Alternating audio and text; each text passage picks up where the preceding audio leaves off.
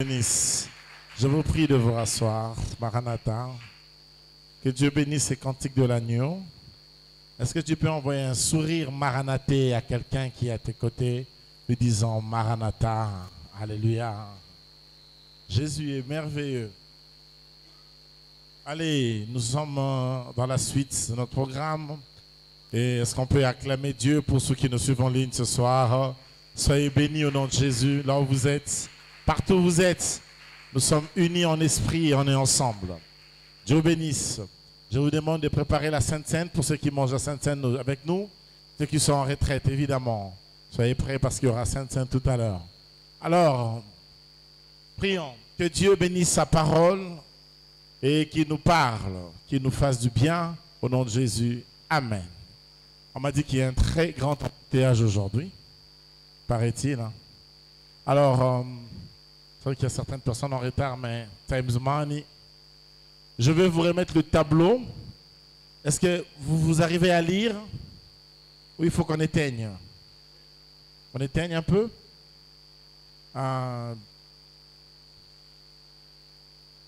Merci de le faire.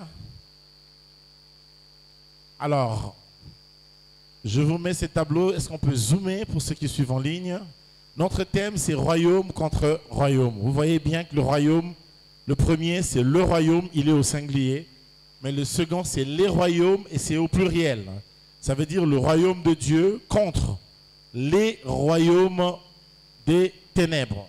Il y en a plusieurs de l'autre côté. OK? Alors ici, avant de commencer, j'essaie d'expliquer pour que nous soyons au diapason, en sorte que personne ne soit délaissé ou qu'il soit en retard. Disons ça comme ça. Alors, nous sommes en train d'étudier en réalité le tohu-bohu, le ténèbre et les... Et quoi? Le quatrième, c'est quoi?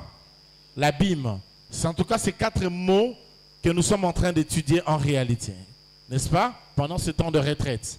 C'est une retraite à la fois prophétique et de délivrance en même temps. Bon, voilà. Alors, le premier mot, la terre était, Genèse 1, verset 2, la terre était informe. Informe. Pour ceux qui étaient là, ils se voient. C'est le point 1, informe. Point 2, vide. Point 3, ténèbres. Point 4, abîme. N'est-ce pas? La terre était 1, informe. 2, vide. 3, ténèbres. 4, abîme. Et nous mettons à côté des corrélations qui sont reliées à la spiritualité de cette situation. Voilà pourquoi nous avons mis à côté les 4 empires. J'ai trop expliqué ce dimanche et lundi. Si vous n'étiez pas là, il faut suivre l'enseignement de dimanche et de lundi, d'hier, pour mieux connaître. Alors, l'informe est relié à l'empire. À quel empire? Le vide est avec quel empire? Le ténèbre avec quel empire? Et l'abîme avec quel empire? Voilà. Maintenant, vous allez remarquer une chose. Vous allez remarquer que c'est l'empire babylonien représenté par une tête d'or, n'est-ce pas? Mais dites-moi, l'abîme, c'est représenté avec quoi au niveau de la statue, de la vision? C'est quoi? Les pieds. Vous voyez d'abord qu'on descend de la tête aux pieds. Et il faut préciser ici, les pieds de l'Empire romain, c'est lié avec quoi? Avec? Non, oui. C'est lié avec la bête, c'est vrai. Mais il y a un truc dans les pieds là, de Daniel 2 et Daniel 7. Les pieds étaient liés avec quoi? À mon niveau, avec de l'argile. N'est-ce pas? Donc, vous voyez qu'on vient de la tête, on descend jusqu'au pied de l'argile. C'est significatif. Hein? Lorsqu'on quitte la tête, on passe par la poitrine, n'est-ce pas? Et puis les cuisses représentent quel empire? Grec. Merci. Et à la fin, nous allons voir les animaux. Premier animal, ce serait le deuxième, le troisième, le quatrième. Donc voilà. Là, j'espère que maintenant c'est un peu plus clair pour tout le monde. Hein? Et donc voilà, le tableau est maintenant assez clair, même pour ceux qui nous suivent en ligne. Vous remarquerez que nous commençons par le lion, le roi des animaux, n'est-ce pas? Et nous finissons par la bête. C'est pas en vain tout ça. Il y a trop de mystères dans ces choses ici qu'il faut essayer de comprendre. C'est difficile? Compliqué? Bon, on acclame un peu pour la gloire de Dieu. Je vais ouvrir l'enseignement. J'ai mis les topos, maintenant je pense qu'on peut commencer l'enseignement. C'est clair. Si on peut me donner de la lumière, merci. Dieu te bénisse. Alléluia. Oh, toi soleil. Le berger Jonas, il est où? C'est pas possible. Alléluia. Homme frère, où es-tu? Je vous propose le texte de Genèse chapitre 11, verset 4 pour aujourd'hui. Prenons cela. Genèse 11, verset 4. Est-ce qu'on peut se lever, lire juste ce verset, honorer l'écrivain sacré, s'il vous plaît. Genèse 11, 4, nous lisons au nom de Jésus. Ils dirent encore, allons, bâtissons-nous une ville et une tour dont le sommet touche au ciel, et faisons-nous un nom, afin que nous ne soyons pas dispersés sur la face de toute la terre. Tout le monde peut le relire. 1, 2, 3. Come on.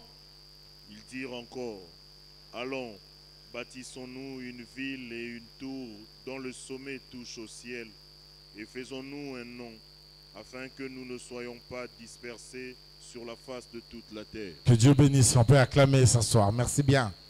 Que Dieu bénisse. Amen, amen. Bien.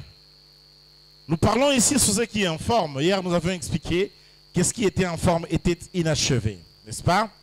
Et que Dieu ne pouvait pas créer une terre qui devait être informe, vide, ténèbres et puis abîme. Nous avons expliqué ce qui a créé cette situation et comment le diable arrive à impacter les vies des gens. Cependant, nous avions dit, c'est la chute du diable qui a créé cette situation. Partout là où il y a le diable, il y a des situations informes, il y a des situations vides. Ce soir, je fais un effort pour passer rapidement pour qu'on puisse, à partir de demain, aborder le vide. Et on va un peu évoluer. Vite, vite. Donc, la situation vide, c'est créée par le diable.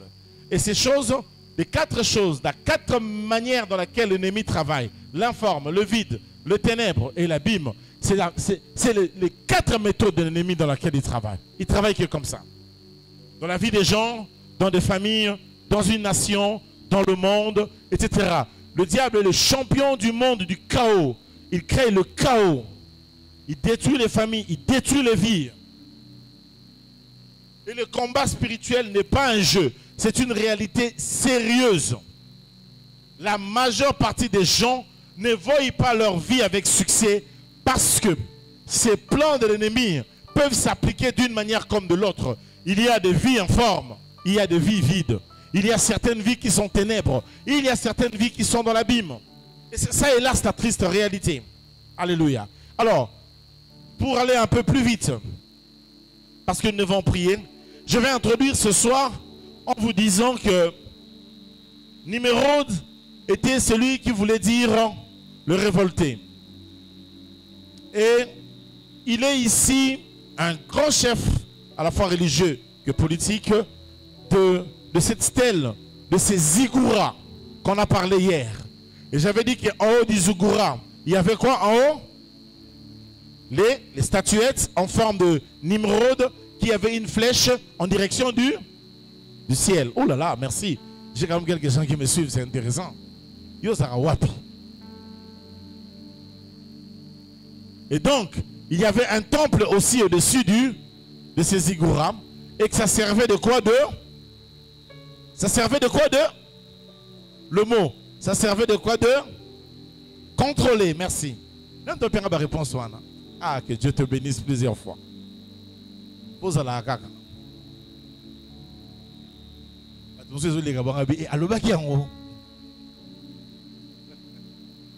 Ça servait de contrôle. C'était des tours de contrôle. Ça permettait qu'on puisse répertorier et gérer les gens. Et ce que nous avons dit hier. Alors, Nimrod ici menace Dieu. Si vous arrivez aujourd'hui à Strasbourg, il y a quelque chose à Strasbourg. C'est le Parlement européen. Le Parlement, c'est comme le palais du peuple. Non pas de la France, mais de l'Europe. Le Parlement européen, se trouve et en Belgique et à Strasbourg. Mais le siège, le plus grand baptiste construit, c'est le baptiste de Strasbourg. Si vous arrivez à Strasbourg aujourd'hui, ce soir, vous allez devant le bâtiment du palais, de l'Union européenne. Vous allez voir quelque chose. Vous allez voir le modèle de ce bâtiment construit selon la tour de Babel. Et vous savez ce qu'il y a d'étonnant dans ça? C'est construit d'une manière inachevée. Je n'ai pas dit que c'est inachevé. Mais la manière dont ils l'ont construit d'une manière inachevée. Comme une tour inachevée. Le modèle qu'ils ont utilisé pour construire ce bâtiment, ce beau bâtisse qui a coûté des millions aux contribuables européens, le modèle qu'ils ont utilisé, c'est le modèle du peintre Bruegel. Le peintre Bruegel a peint la tour de Babel, et quand le peintre Bruegel a dessiné la tour de Babel, il a dessiné comment la tour de Babel était inachevée. Les gens qui vont construire le Parlement européen, ils vont prendre le dessin du peintre Bruegel, ils vont faire de ça un beau bâtisse, très beau bâtisse, inachevé.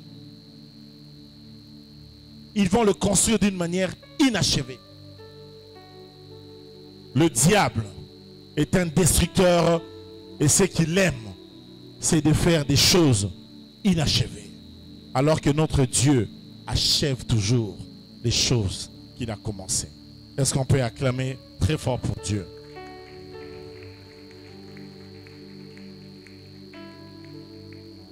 Et là, Nimrod va dire qu'il doit défier Dieu. Ils doivent se faire un tour pour se faire un nom. Et cette tour, ça s'appelle la tour de Babel. Ça s'est fait à Babylone. Et je vous avais dit que Our, là où est né ou a grandi Abraham, n'est pas très loin de Babylone. C'est quelques mètres, quelques kilomètres. N'est-ce pas? Nous sommes en Mésopotamie. Et Babylone actuelle, c'est quel pays actuellement?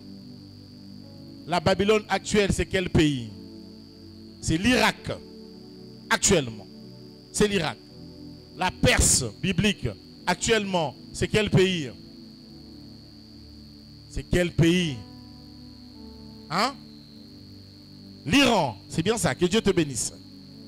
Actuellement, Babylone, c'est l'Irak. Et actuellement, la Perse, c'est l'Iran. Je boucle la boucle, parce qu'on va parler sur l'Empire Médo-Perse à partir de demain. Et je garde ça pour demain pour qu'on commence là-dessus. Cependant, ici, Dieu, certainement, va frapper Nimrod. Alors, Babel veut dire aussi confusion. Hormis porte de Dieu, ça veut dire aussi confusion. Babel. Autant Babylone veut aussi dire confusion.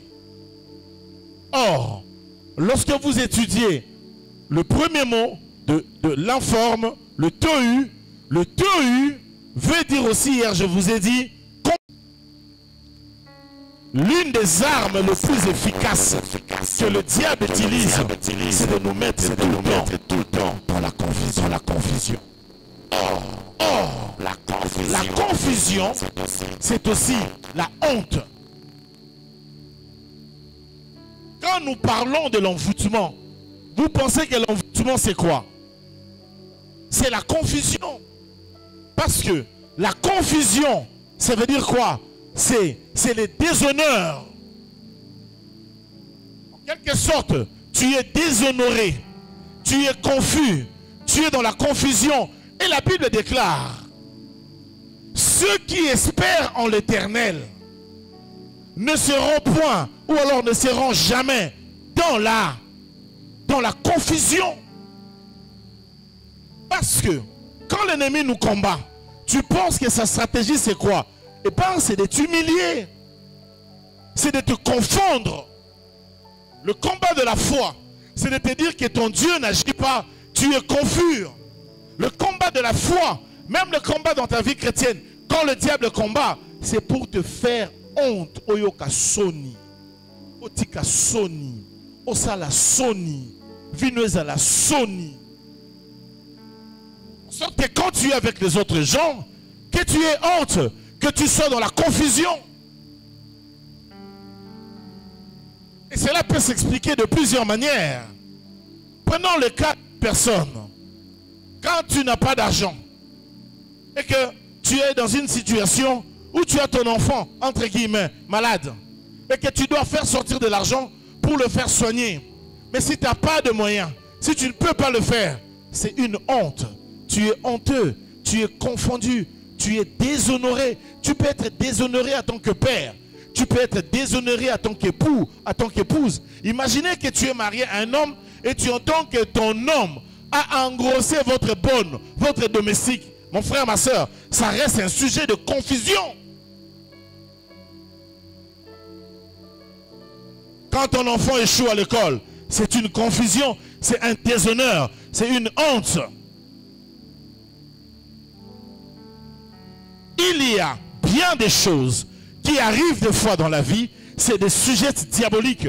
Tu vois une certaine honte, ouvre tes yeux, comprends que c'est l'œuvre du diable. Qu'est-ce qu'il veut faire? Il veut faire du Babel, il veut faire de l'informe, il veut réellement faire quelque chose simplement pour te mettre dans le déshonneur, pour t'humilier.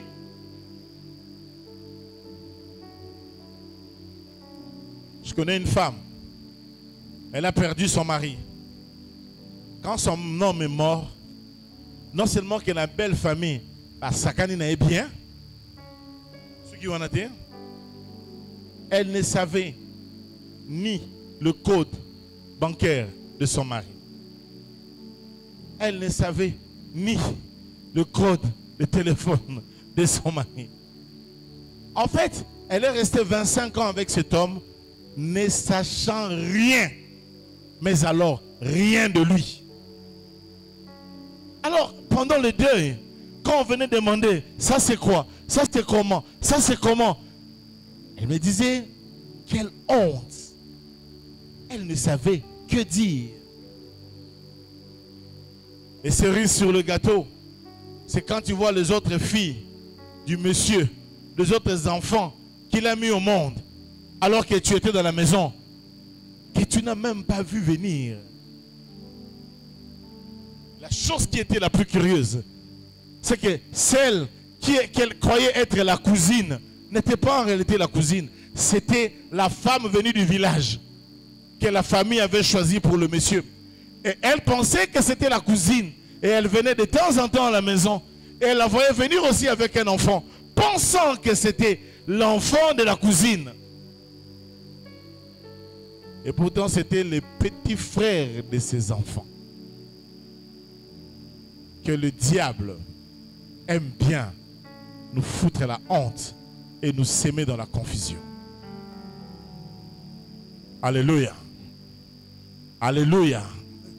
Il y a bien des situations dans la vie, des fois, tu es impuissant, tu te sens confus, tu te sens déshonoré, tu as honte de toi.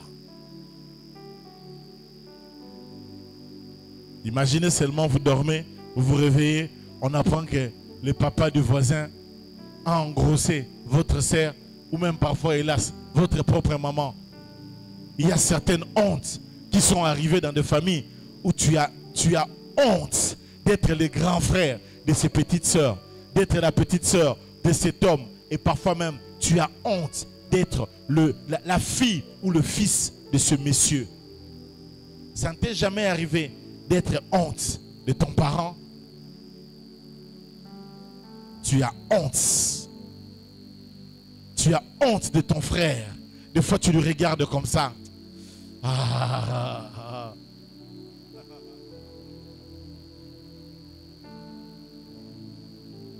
Tu vois, on ma balle, ma balle est bon, ma secret belé. Pour les gens soni musu basi musu bayoka. Moyen peut expliquer bino.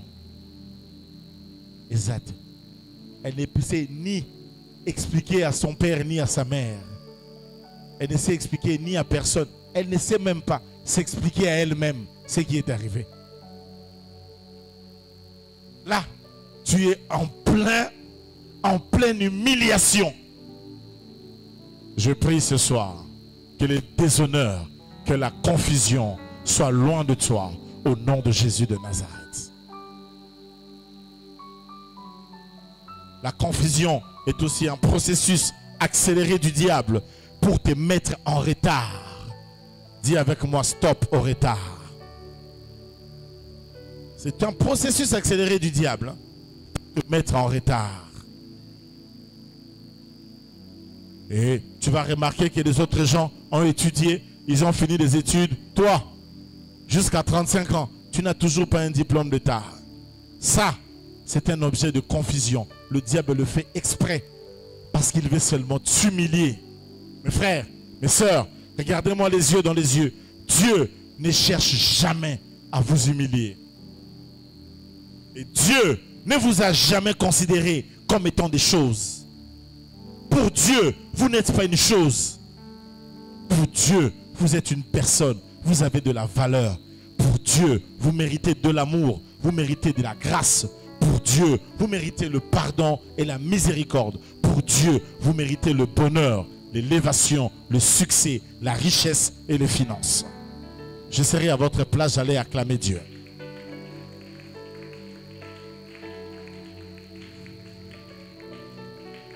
Mais le diable, il travaille à la confusion. Il te met en retard. Les uns ont fini les études, mais toi tu finis toujours pas les études. Il fait en sorte que tout ce que tu vas faire, il te met en retard. Lève la main, dis avec moi, stop confusion. Stop humiliation. Stop retard. Est-ce que quelqu'un peut acclamer très fort pour la gloire de Dieu? Alléluia. Est-ce qu'on peut majestueusement acclamer l'Éternel, notre Dieu? Merci de rester debout. Lève ta main encore. Dis après moi, au nom de Jésus, je chasse la confusion. Je chasse le retard. Je chasse les déshonneurs. Loin de ma vie. Au nom de Jésus. Moi, John Guizani, le sang de Jésus a racheté mon retard. Le sang de Jésus a donné la victoire sur la confusion, sur l'humiliation. Alors je veux que tu fasses une prière d'autorité maintenant contre la confusion, contre les retards. Là où tu es en ligne, lève ta voix. Fais une prière d'autorité. Fais une prière d'autorité.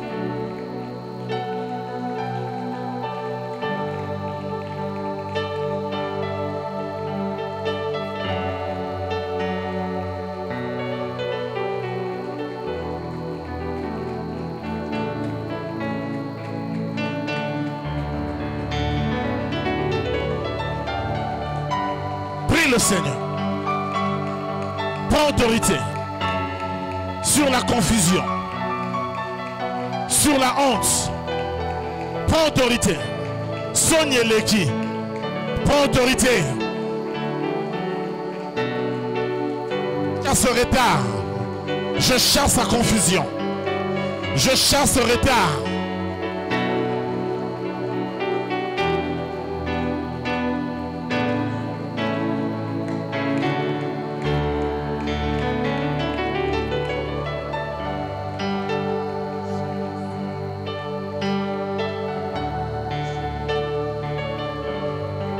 Fini le retard. Je chasse le retard. Bien-aimé, prie, prie. Prie. J'arrête le retard. J'arrête la confusion. J'arrête l'humiliation. J'arrête la honte. In the name of Jesus.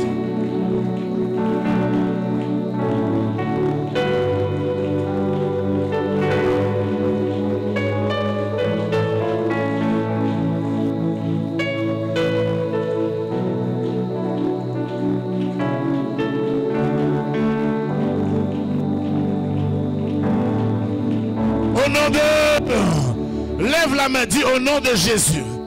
Esprit de retard, esprit de confusion qui met le retard contre ma vie, retard de bénédiction, retard de richesse, retard d'élévation. Toi, démon, esprit d'abîme, esprit informe, au nom de Jésus, dehors, dehors, retard, dehors. Allez, commence à le chasser, alléluia. Chasse-la.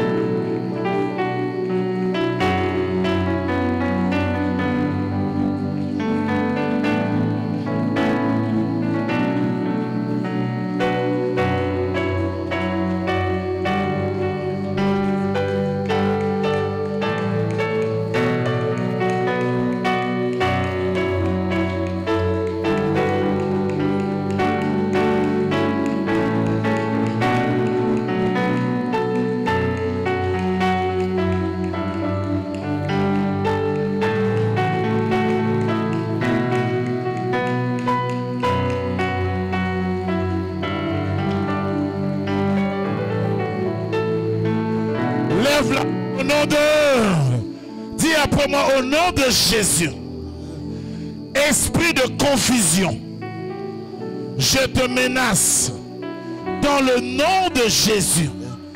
Esprit d'humiliation, ngai John Guizani, naboyi soni, nakoyoka soni te, nakokufa soni te.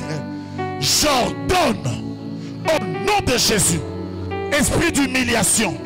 Oyazoluka humilié ngai, n'a pas melio, n'a pas melio. Au nom de Jésus, dehors. Allez, commence à chasser cet esprit. Chassez-la. Et ma beaucoup. Chasse cet esprit.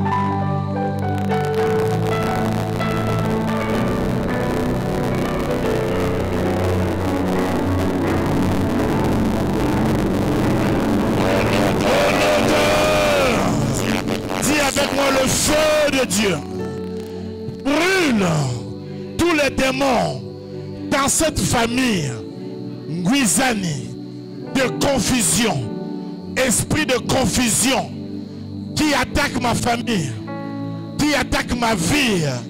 Que le feu, le feu, le feu, le feu, Beta Maboko libéré moto, le feu.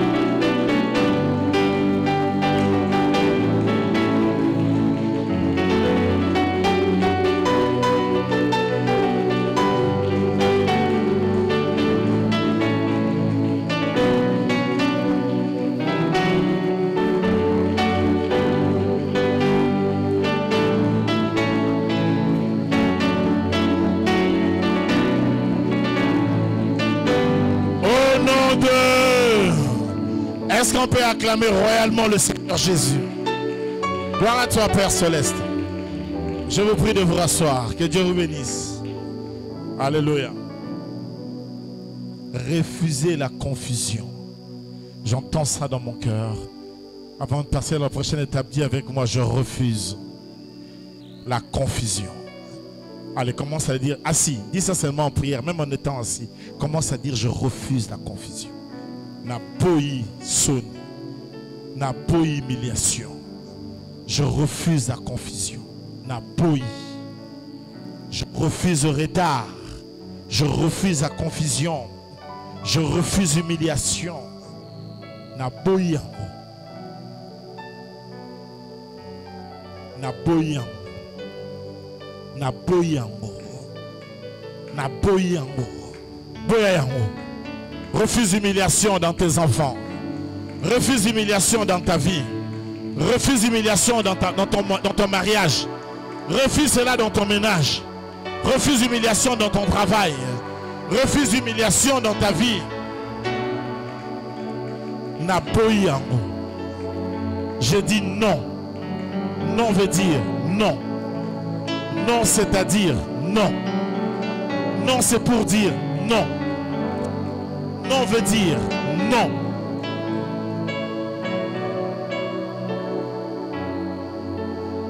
In the name of Jesus Christ. Montre à Dieu tes mains. Lave tes mains dans le sang de Jésus. Alléluia. Quand tu verras mes mains avoir le sang de Jésus, bénis mes mains parce qu'il y a le sang de Jésus. Je lave mes mains dans le sang de Jésus. Je nettoie mes mains dans le sang de Jésus. Je purifie mes mains dans le sang de Jésus. Et cela au nom de Jésus. Nous disons Amen. Soyez bénis au nom de Jésus. Ouvrez les mains, recevez les grâces dans ses mains. Soyez puissamment bénis au nom de Jésus. Ce que ta main avait perdu, tu la récupères. La signature revient dans ta main. Le bâton d'autorité revient dans ta main. Ce que va faire ta main, le succès va l'accompagner. La réussite totale. Au nom de Jésus, nous disons Amen. Donne des mains à Jésus au travers d'une acclamation. Dieu te bénisse.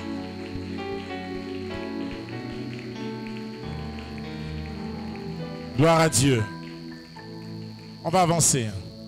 On est encore là. On va avancer. Dieu vous bénisse. Soyez bénis au nom de Jésus. Alléluia. Nimrod va être tué. Mais comment Nimrod va mourir? Qui a l'idée? Regardez un peu la mort de Nimrod. C'est quelque chose d'extraordinaire. Il est mort comment? Qui connaît? Qui ici connaît comment Nimrod a fut tué? Hein? Il est mort parce que une mouche, c'est une mouche qui l'a tué. Nzinzi. Nzinzi a côté na zolo. Cerveau. La mouche est entrée dans les narines de Nimrod. Et c'est cette mouche-là qui l'a tué. Quand des fois Dieu veut tuer nos adversaires, il n'a même pas besoin de déployer les grands moyens. Les plus petits moyens suffisent pour que Dieu détruise l'ennemi, le diable, les sorciers qui se lèvent contre ta vie juste avec un simple moustique. C'est comme ça que le grand Nimrod qui était, on l'appelait chasseur devant l'Éternel. Quand vous lisez la Bible, n'est-ce pas? Un grand général. Mais il lui suffit une petite mouche, Nzinzi. Notre Dieu est grand.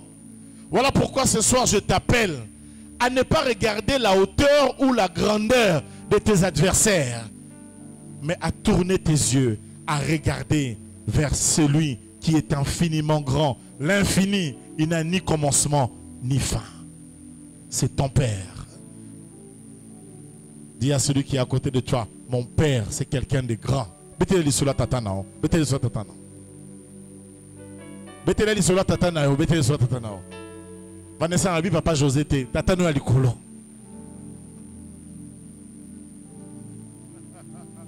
Alléluia.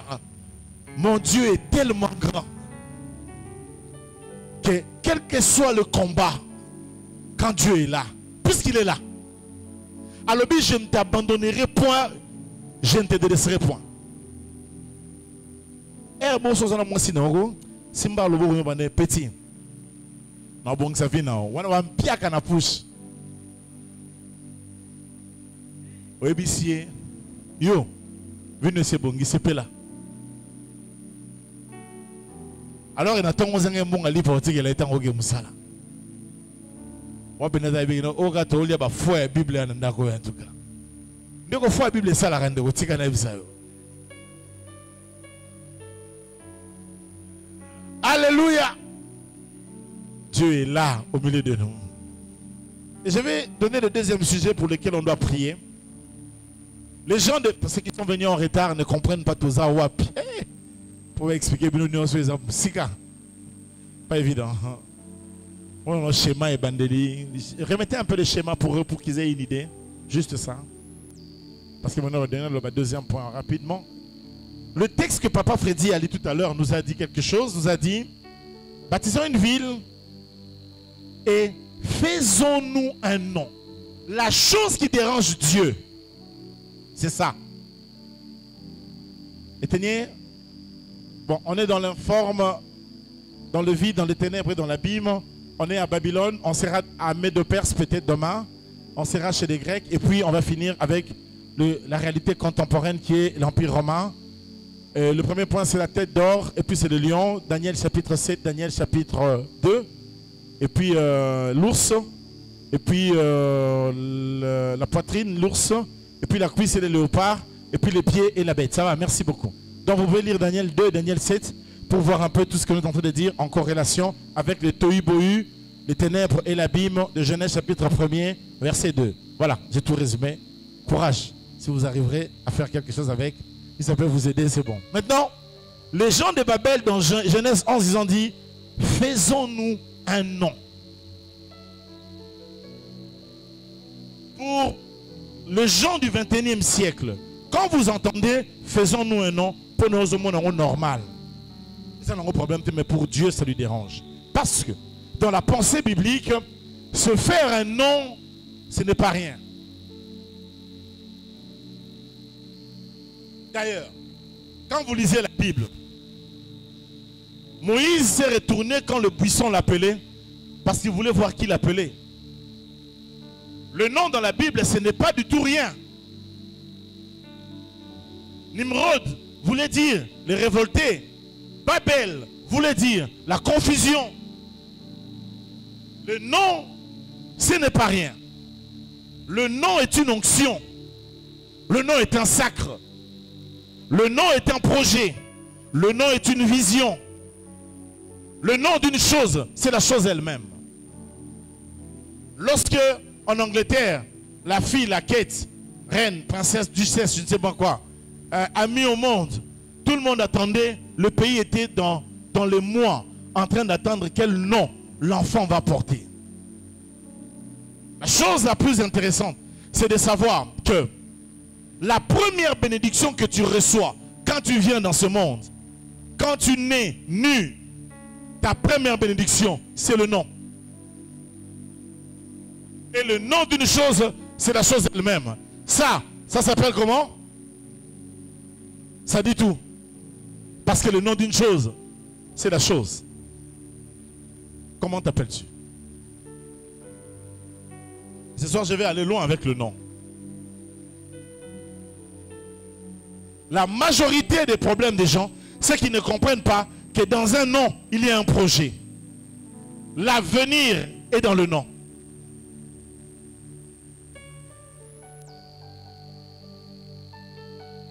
Et j'ai une question à te poser. À supposer que ta voisine mette au monde, est-ce que tu peux aller donner le nom de l'enfant de ta voisine? Toi, tu peux donner le nom? Oui ou non?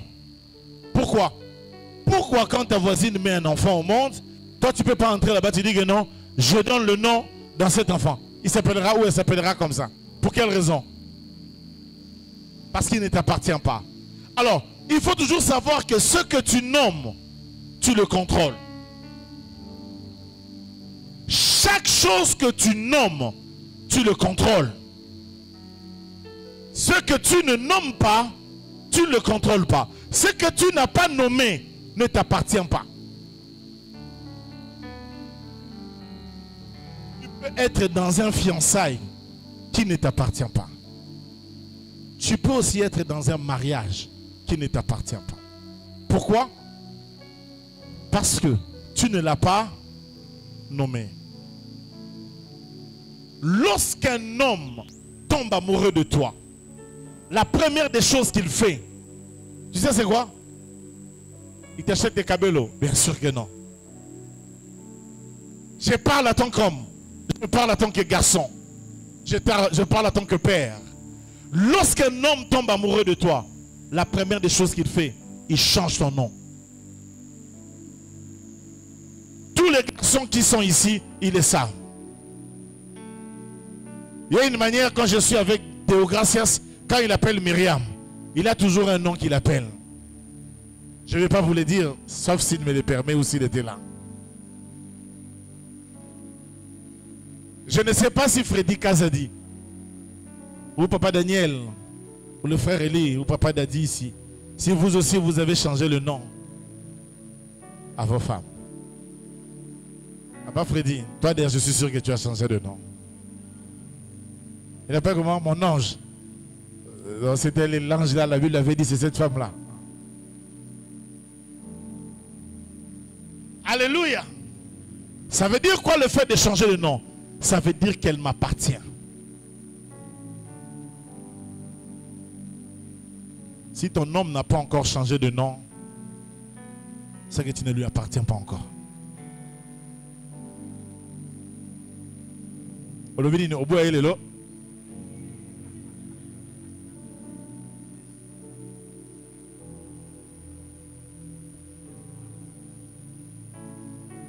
Il m'a dit oui.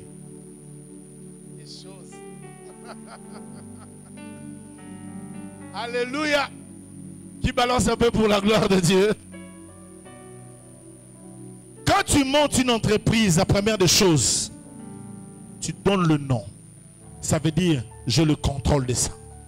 Et quand tu nommes quelque chose, même Dieu a fait passer les animaux devant Adam pour que Adam nomme ses animaux, imaginez la capacité du cerveau d'Adam. Adam a un cerveau. Il devait avoir une capacité de cerveau extraordinaire. Adam. Et maintenant, imaginez, quand il donnait le nom aux animaux, ça veut dire qu'il avait le contrôle de ces animaux. Raison pour laquelle le nom de Dieu est imprononçable. Est-ce que tu sais pourquoi il nous est difficile de prononcer le nom de Dieu? La seule raison pour laquelle nous ne pouvons pas prononcer le nom de Dieu, c'est parce que nous ne pouvons pas le contrôler. Raison pour laquelle, le jour où Dieu donnait son nom à Moïse, il lui a donné des consonnes, mais il ne lui a pas donné de voyelles. Il lui a donné un nom imprononçable. Mon nom est YHWH, imprononçable. Donc, tu ne peux pas prononcer mon nom pour la simple bonne raison. Toi, homme, tu ne peux pas me contrôler. Chaque chose que tu peux nommer, tu peux le contrôler. Si Satan est contrôlable, c'est tout justement parce que Dieu lui a donné un nom, Satan. Et comme on est zoyé,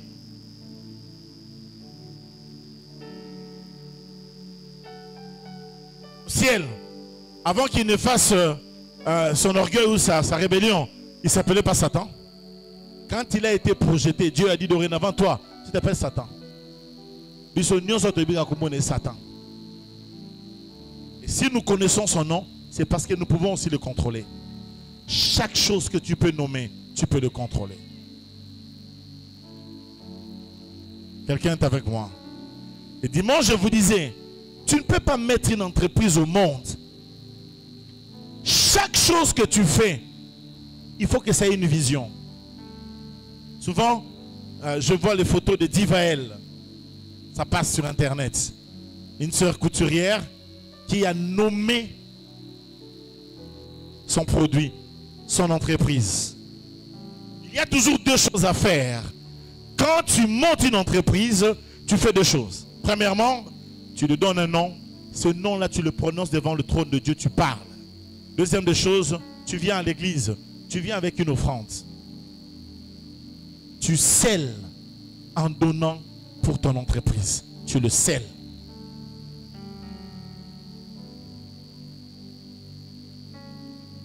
Si tu comprends ce genre de choses, tu verras que quand tu fais ton entreprise va avancer, va aller de loin. La majorité des choses que font les chrétiens, ce n'est pas protégé. Leur mariage n'est pas protégé. Donne un nom. Ce projet, c'est tel projet. Devant le trône de Dieu, nous le scellons.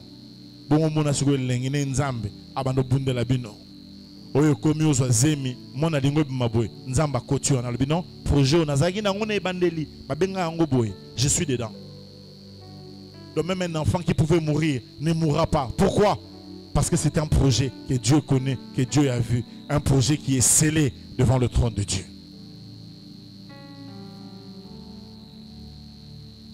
Tu reçois une promotion au travail. Fais ça en combo. Regardez même les hommes de la Bible. Si je vais vous choquer dans ce que je vais dire. Même quand on ne contrôle pas la totalité de Dieu, il y a une partie de Dieu que nous pouvons contrôler. Parce que nous pouvons le nommer aussi.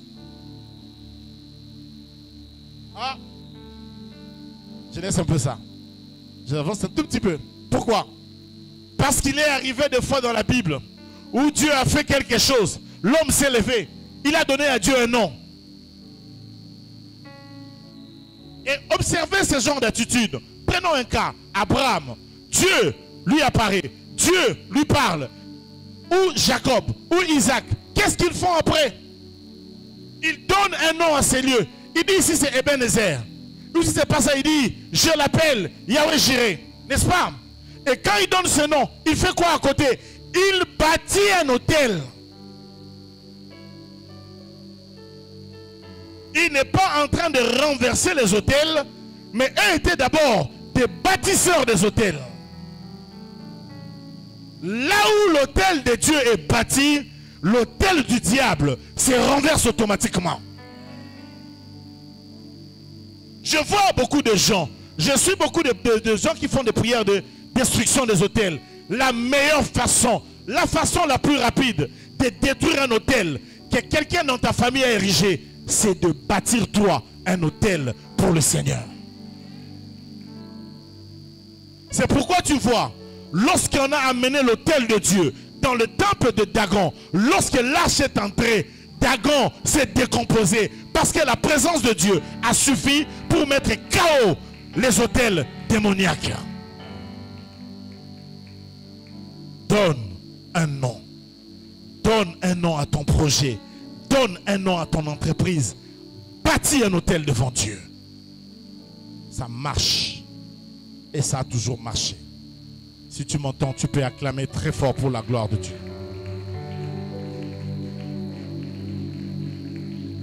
Maintenant, quand il a fait ça, il lui a appelé par exemple Jiré.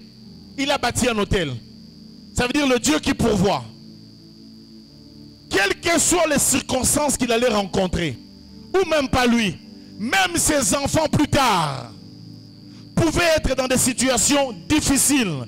Mais ces jours-là, lorsque ses enfants allaient prier, ils allaient parler. Le Dieu l'a Jiré de leur père. Pourquoi? Parce qu'en ce qui concerne la capacité de Dieu de venir en aide, en tant que Jiré, le Dieu qui pourvoit, cette partie-là, eux, ils le contrôlent. Pourquoi ils le contrôlent? Ils contrôlent cette partie-là de Dieu. Pour quelle raison? Parce que eux, ils ont nommé Dieu et ils l'ont scellé avec un autel, une offrande devant la présence de Dieu. Et quand on dit de l'ontement, ça l'appelle de fond. Non, non, ça l'a dit. Non, t'es à caca. Non, t'es à clé, ça lit.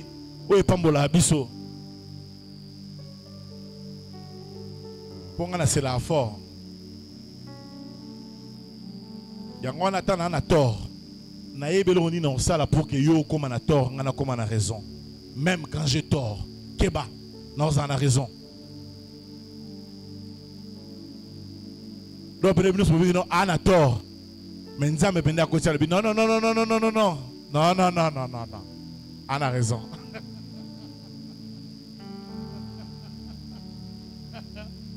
Alléluia.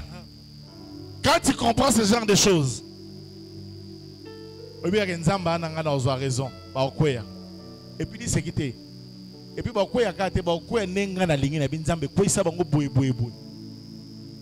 changé ma sola bino ya na ça nzambe.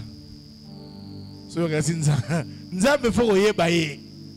Makambo nzambe faut oyeba yango. Balançons, balançons, balançons, balançons. Je vais finir parce que je dois vous conduire à la prière de ce soir pour le nom. Alors finissons. Remarquez une chose. En disant faisons-nous un nom, ils ont renoncé au nom de Dieu. Ça veut dire ils ne veulent plus être sous le contrôle de Dieu. Genèse 11, n'est-ce pas? Faisons-nous un nom. Genèse 12, Dieu vient et dit à Abraham, je rendrai ton nom. Là-bas, ils ont refusé le nom de Dieu. Ici, Abraham, il accepte d'être sous le contrôle de Dieu. Ce soir, je t'invite à accepter le nom que Dieu t'appelle. Parce que là, c'est se mettre sous l'abri de Dieu.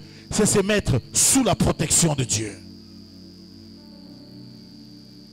Parce que la réalité de nom est diverse. D'où vient le nom? Par exemple, tiens, il y a parmi nous les gens dont le nom prennent pour source les circonstances. On termine la circonstance moro. Yo botamano ndeni. Yo zagazemi moko désiré parce qu'il y a des grossesses qu'on attendait. Il y a aussi des grossesses qu'on n'attendait pas.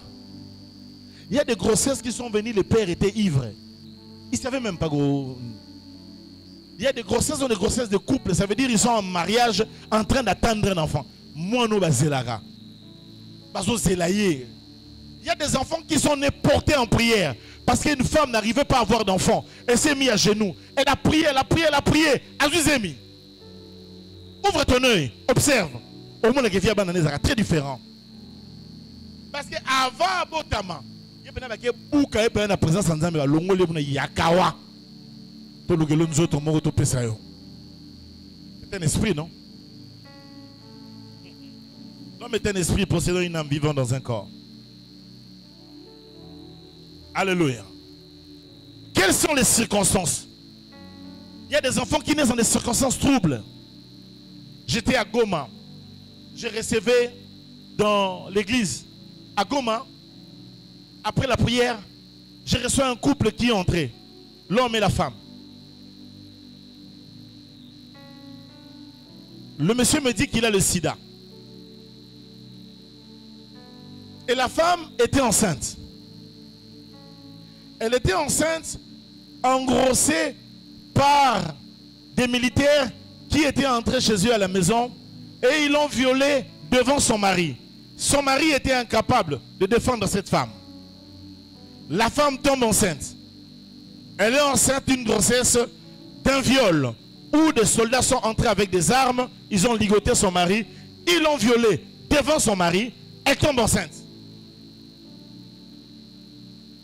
Bon, tu es pasteur, tu es devant ce genre de cas. Ce que veut le monsieur, c'est l'avortement. Mais la femme ne veut pas avorter.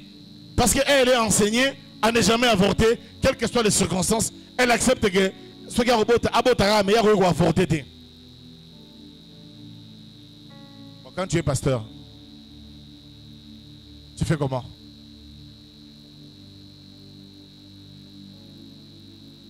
Maintenant, regardez la réalité de cette naissance-là. Cet enfant-là qui va naître sera certainement le petit frère des autres ou la petite soeur des autres. Comment intégrer un tel enfant dans un tel dispositif? Comment? Comment faire en sorte que cet homme-là aime cet enfant-là?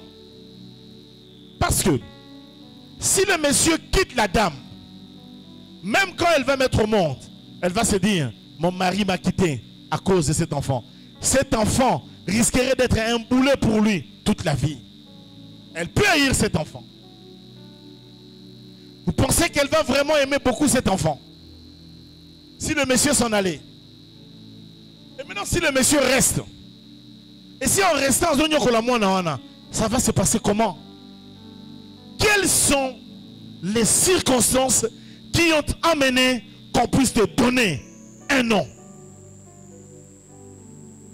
Parce que quand tu nais dans un monde des senteurs, des odeurs, des réalités. La naissance est phénoménale. Il y a des hommes qui abandonnent. Il y a des hommes qui fuient, qui sentent que je vais devenir papa, ils ne supportent pas d'être papa. Il y a des femmes qui ont détesté leur enfant depuis qu'ils les ont mis au monde. Ils ont commis à maman. Depuis, elle a détesté son propre enfant. C'est compliqué la vie, frère.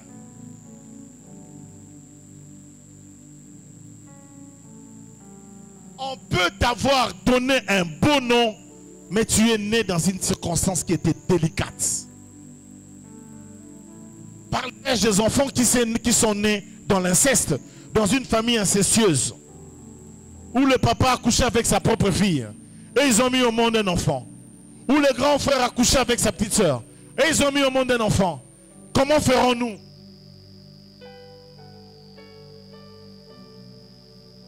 Ce soir, nous devons prier. Parce que les noms, c'est un vrai, une réelle vie, un vrai défi qui nous porte. Comment t'appelles-tu? Et tu es un enfant de quelles circonstances? Waouh! 3 minutes, et puis je vais prier avec vous. Ni t'étais la circonstance, toi, tu es né dans la réalité de quel sentiment? C'est quoi le sentiment? Vous savez, ce genre d'enfants qui naissent où la famille est divisée. Attends,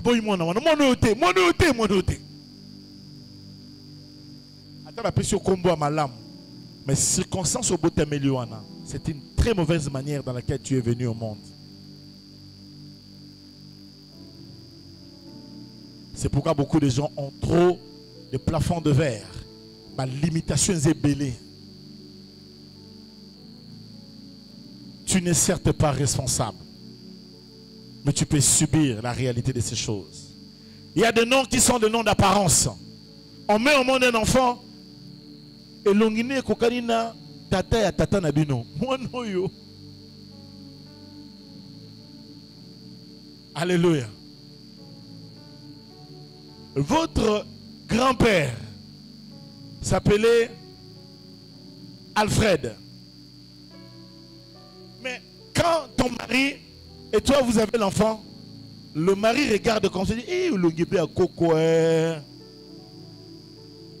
Soit on prend le nom d'Alfred, on donne à l'enfant si c'est un garçon. Et si c'est une fille, on cherche un nom, Alfreda. Ça reste Alfred. Ce nom-là, on te l'a donné à cause d'une apparence. Tu as trop ressemblé à sa maman. Tu as trop ressemblé à son papa. Tu as trop ressemblé à sa grande sœur. Et rapidement, et finissant ce temps. Le nom d'un parent peut aussi venir, pas nécessairement d'apparence, mais parce qu'il a tellement aimé son père qui n'est plus, ou sa mère qui n'est plus, qu'il est mort quand il était enfant, et tout ça. Elle a toute la passion de son père. Il a grandi avec tous les soucis de sa maman, qu'il n'a pas vu. Et maintenant, quand il met au monde un enfant, il dit non, toi, c'est ma maman là qui est morte, c'est toi. Tu as fait rappeler ta maman dans le corps de ton enfant. Il y a beaucoup d'enfants qu'on appelle, le nom qu'elle les a donné, ce n'est pas le nom que Dieu les a donné. La vie qu'elles vont vivre ne sera pas la vie que Dieu a voulu. Une personne peut revenir comme ça, juste par le pouvoir du nom. Tu peux faire revivre dans la vie de ton enfant des misères.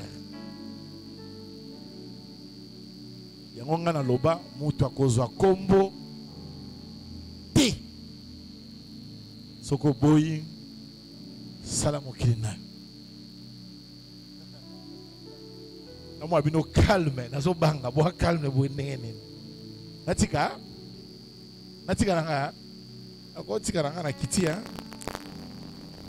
Alléluia. Bon, finissons avec ça.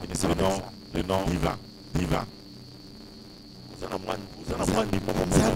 Na village baboti bazo kombo koko na bino na PC bino origine kombo wana. C'était une divinité du village, un esprit qui mirikiti, qui sortait dans les arbres. On prend le nom de cet esprit-là. Ton papa n'a pas boti, a pesé kombo nana. Ce que vous beaucoup la biso famille qui mirikiti, biso famille mbentenge, biso famille abinonin.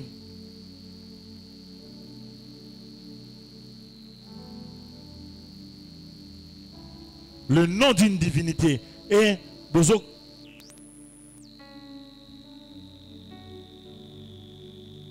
Que le nom de Jésus vienne impacter ce soir toute la réalité de noms qui sont ta réalité au nom de Jésus de Nazareth. Pourquoi ce soir on va commencer à prier pour le nom? Mais comme je n'ai pas fini, demain je vais revenir un peu sur ça.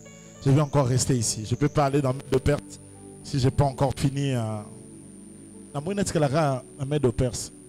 Très prochain, tu es maître de Perse. Tu sinon Babylone. Tu es mort. Je sens que on va trop embrasser, ça ne serait pas bon.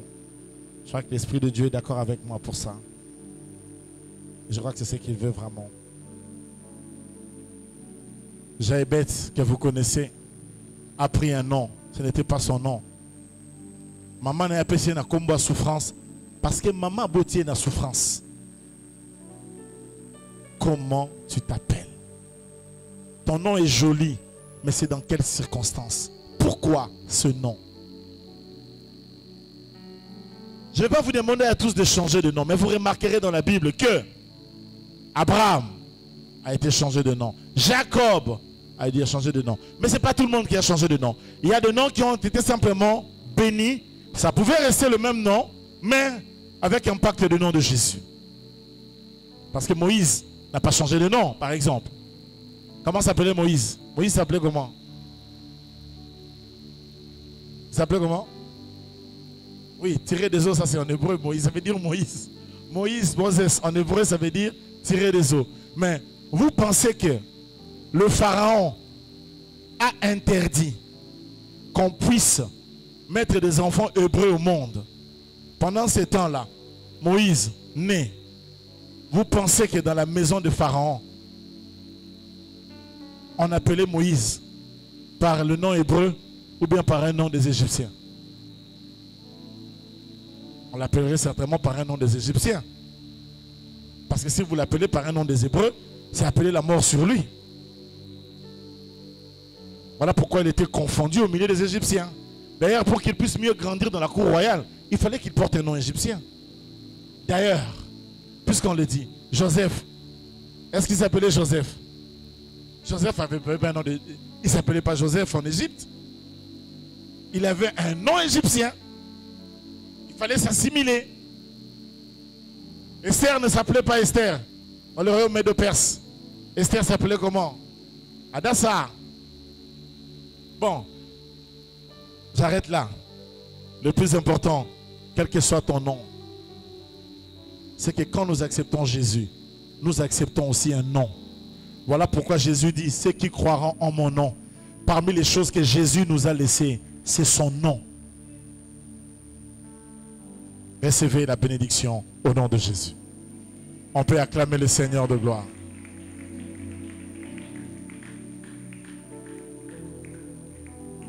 Demandez à Dieu des noms avant de donner à vos enfants. Prenez le temps de prier. Demandez à Dieu. Et apprenez à les appeler quand ils sont encore fœtus. Maintenant, déjà bon. Purifiez vos noms dans le sang de Jésus. Lavez ça dans le sang de Jésus. Aujourd'hui et demain, l'objet aux prières. Parce que demain, je vais prier pour chaque lettre de nom. Moi, l'autre, ça prière normale pour Eripoussani. Toi, on a Sainte-Seine. Tellement tout ça maintenant 10 minutes, c'est plutôt la Sainte-Seine. Je répète qu'il y aura Sainte-Seine encore jeudi, selon la directive du Seigneur. Marie les glorieux et digne. Tu peux chanter avec moi?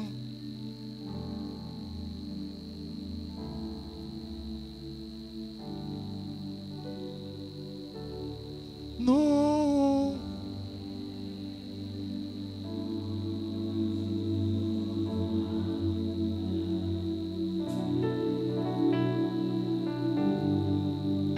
Jésus.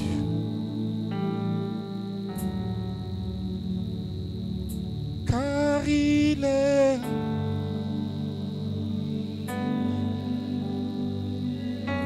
reçois la délivrance du nom ce soir.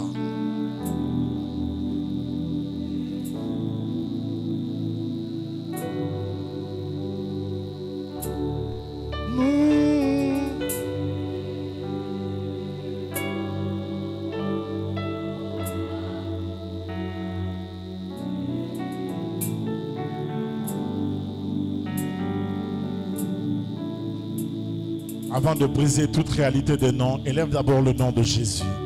Élève le nom du Seigneur Jésus. Ton nom Jésus. Ce nom qui m'a béni. Ton nom Jésus. Ton nom m'a transformé Jésus. Ton nom Jésus. Ton nom m'a fait du bien.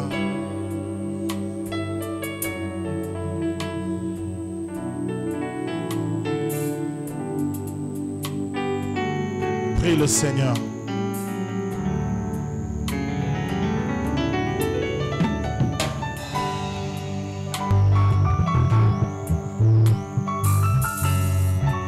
Ton nom Jésus m'a complètement affranchi. Ton nom Jésus m'a complètement libéré.